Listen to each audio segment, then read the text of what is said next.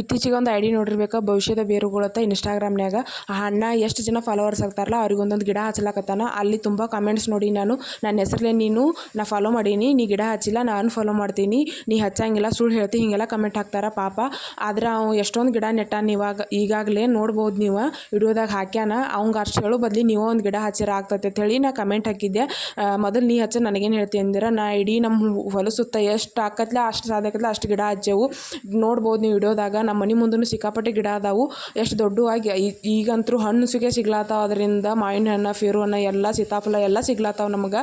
ನಾವು ಬೇಸಿಗೆ ಟೈಮ್ನಾಗ ಹೊರಗೆ ಹೋದ್ರೆ ಫುಲ್ ನೆರಳೇ ಇರ್ತೈತಿ. ಮನೆ ಮುಂದೆ ಒಂದು ಚೂರು ಬಿಸಿಲತ್ತಂಗಿಲ್ಲ, ಅಷ್ಟೊಂದು ಅದರಿಂದ ಸಿಗ್ಲಾಕತ್ತೈತಿ ನಮಗೆ. ನಾ ಹಚ್ಚಿದಲ್ಲೇ ಹೇಳಾಕತ್ತೀನಿ, ನಾ ಹಚ್ಚಲಾರ್ದ ಹೇಳಂಗಿಲ್ಲ. ಸೊ ಮೊದಲ ತಿಳ್ಕೊಂಡು ಮಾತಾಡ್ರಿ, ಆಮ್ಯಾಗ ಗಿಡ ಹಚ್ಚಿರಿ, ಆಮ್ಯಾಗ ನನಗೆ ಕಮೆಂಟ್ ಹಾಕಾಕತ್ರಿ ನೀವು. ಅವ್ರಿಗೆ ಫಾಲೋ ಮಾಡಿ ನನ್ನ ಹೆಸರಲ್ಲಿ ಹಚ್ಚು ಅನ್ನೋ ಬದ್ಲಿ ನೀವೇ ಒಂದು ಗಿಡ ಹಚ್ಚಿದ್ರೆ ಪರಿಸರ ನಾಶ ಆಗಂಗಿಲ್ಲ. ಪರಿಸರನ ಉಳಿಸ್ರಿ ಆದಷ್ಟು.